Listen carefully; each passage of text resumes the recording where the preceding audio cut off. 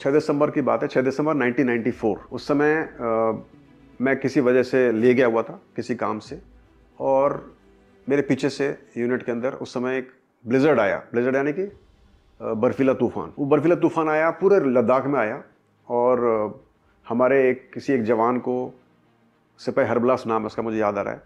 वो एक पोस्ट थी रॉक फॉल, जो कि बिल्कुल काकसर हमारी जो बटालियन थी उसके बिल्कुल ऊपर लाइन ऑफ कंट्रोल पे थी, पाकिस्तान के साथ कंट्रोल पे वहाँ पे थी। उसको वहाँ पर हार्ट पे कोई प्रॉब्लम हुआ, तो डॉक्टर साहब ने बोला हमारे कि इसको आप नीचे लेकर आइए, उसको इवैक्यूएट करिए और उसको बेस में लेकर आइए ताकि उसका ट्रीटमेंट हो सके, नहीं तो वो मर जाएगा। हाई एल्टीट्यूड वो जो पोस्ट थी वो 18,000 फुट पे थी, 18,000 feet from mean sea level, यहाँ पे कि ऑक्सीजन की मात्रा सिर्फ 50% होती है। उस हालत के अंदर उसको लाना पड़ा, और साथ में समुद्री बर्फीला तूफान शुरू हो गया। तो हमारे जो ट्रूप्स थे वहाँ पर, जो 8 जने थे, उसको लेकर आए एक 4 पाइपें डाल के।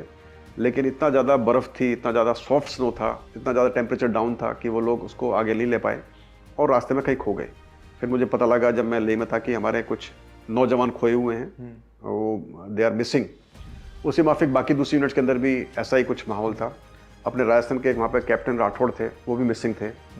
तो काफ़ी सारे लोग उसमें मिसिंग थे, सियाचिन से लेकर नीचे दराज तक। और फिर जब थोड़ा मौसम ठीक हुआ, फिर मैंने हेलीकॉप्टर, 2 हेलीकॉप्टर में मुझे लाया गया लेह से, और फिर हमने ऊपर से सर्च किया, लेकिन अपने बच्चों को ढूंढ नहीं पाए, जवानों को, क्योंकि वो सब वाइट कपड़े पहनते थे। आमतौर पर हम लोग ग्रीन कपड़े पहनते हैं, लेकिन दुश्मन को पता ना पड़े कि हम लोग कहाँ पर हैं, तो मिक्स करने के लिए, बर्फ़ से मिक्स करने के लिए वाइट कपड़े पहनते हैं। तो सब वाइट कपड़े पहने थे, हमको नज़र नहीं आया। फिर हमने वो अबेंडन किया अपना जो सर्च ऑपरेशन था। फिर हमने ग्राउंड सर्च ऑपरेशन लॉन्च किया, और ग्राउंड सर्च ऑपरेशन कर करके हम फाइनली काफ़ी घंटों के बाद बहुत मुश्किल से हम उस जगह पहुंचे जहाँ पर कि हमारे ये जवान पड़े हुए थे अलग अलग। वो काफ़ी अलग अलग पड़े हुए थे। कोई जवान खड़ा हुआ था फ्रोज़न, बिल्कुल जमा हुआ था वो। कोई जवान बैठा हुआ था, वो फ्रोज़न था। कोई कहीं गड्ढे में गिरा हुआ था।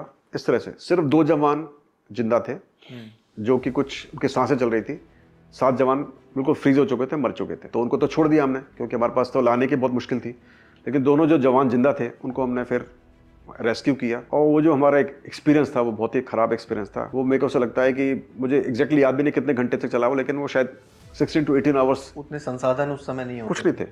उनको फिर लेकर आए, फिर हमने उनको इवैक्यूएट किया, फिर उनको नेक्स्ट डे हेलीकॉप्टर से चंडीगढ़ भेजा गया, और लकीली दोनों बच गए। अब असली बात है, जब बच गए उसके बाद में बाकी जो हमारे 7 जवान थे उनको फिर हम बाद में 4-5 दिन के बाद जब एक एक करके लेकर आए, फिर हमने उनका क्रीमेशन किया। उस समय पर ये सुविधा नहीं थी कि हम हमारे जवानों की डेड बॉडी को, उसको बोलते हैं मॉर्टल रिमेन्स को, भिजवा सकें अपने उनके गाँवों में। तो उसमें एक जेसीओ थे हमारे, एक सूबेदार साहब, उनकी लड़के की शादी होने वाली थी। जिस दिन वो मरे उसके दिन 2-4 दिन बाद शादी होने वाली थी, और वो छुट्टी जाने वाले थे। लेकिन चूंकि रास्ते सारे बंद हो गए थे, जा नहीं सकते थे, और वैसे भी वो यहाँ फंस गए थे तो जा नहीं सकते थे। हमने कुछ बताया नहीं उनके परिवार को, कि हमने सोचा कि उसकी शादी हो जाए तो अच्छा है, पता नहीं पड़े कि उसके फादर की डेथ हो गई बच्चे की। और फिर शादी होने के 1 हफ्ते बाद हमने उनको बताया कि इनकी मृत्यु हो गई, स्वर्गवास हो गया है, वीर गति को प्राप्त हो गए। और फिर उन 7 जो हमारे जवान थे जिनको स्वर्गवास हो गया था, उन सबका मैंने और मेरे सीओ ने, मैं उस समय 2IC था, मेजर था मैं, हमने उनका क्रीमेशन किया, यानी कि फ्यूनरल पायर लगाकर, 7 फ्यूनरल पायर लगाकर। वो मेरा पहला एक्सपीरियंस था किसी भी एक जो आदमी मृत हो जाता है उसकी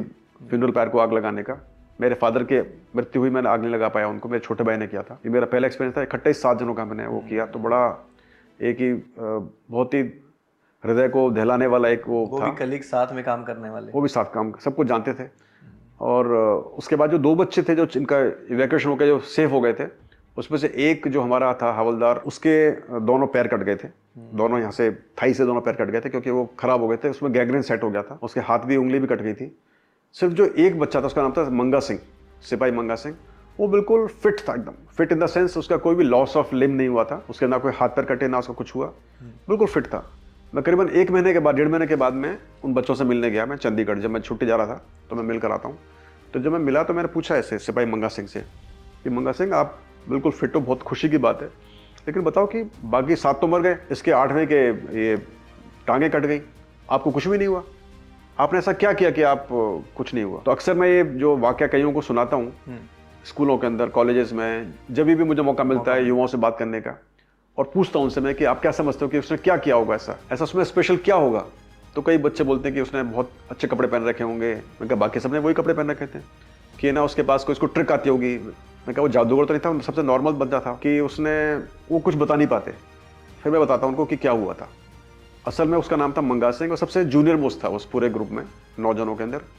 और जब ये सब चल रहे थे तो कई बार बर्फ में धंस रहे थे, कभी कोई गिर रहा था, कभी कोई उठ रहा था, कभी किसी को पानी की जरूरत थी, कभी किसी को कुछ जरूरत थी। तो जो मंगा सिंह था उसकी प्रवृत्ति थी सबको हेल्प करना। वो पूरे टाइम कभी किसी की हेल्प कर रहा है, कभी किसी की हेल्प कर रहा है, कभी किसी को बर्फ को ऐसे मसल के पानी पिला रहा है, कभी किसी के पैर को निकाल रहा है, कभी किसी के हाथ को दबा रहा है। अपने काम में व्यस्त रहा वो पूरे टाइम दूसरों की मदद करता रहा, क्योंकि जब बर्फ जब जमता है ना तो पूरी जो होती है ना सब पूरा खून आपका फ्रीज होता है।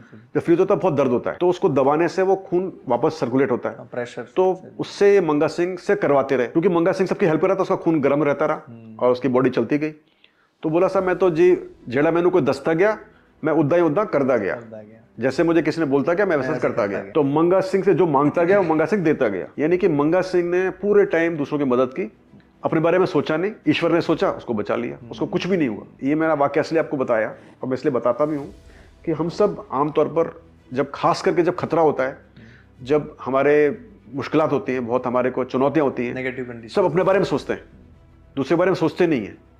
तो मुझे लगता है कि जब भी ऐसा हो अपने बारे में सोचो तो सही, ठीक है, लेकिन दूसरे बारे में पहले सोचो।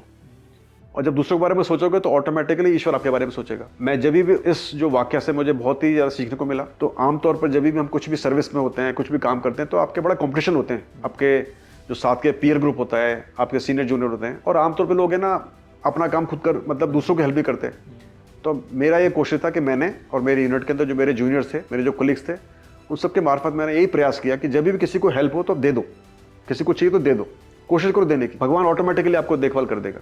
तो मैं वही प्रयास करता हूँ। तो पिछले जितने भी साल मैंने सर्विस की आर्मी में, 37-38 ईयर्स मैंने सर्विस की, और यदि अब ट्रेनिंग पीरियड जोड़ता हूँ 40 साल की सर्विस मैंने की रफली। तो मेरा यही रहा कि keep helping others, you will get the help of the God always.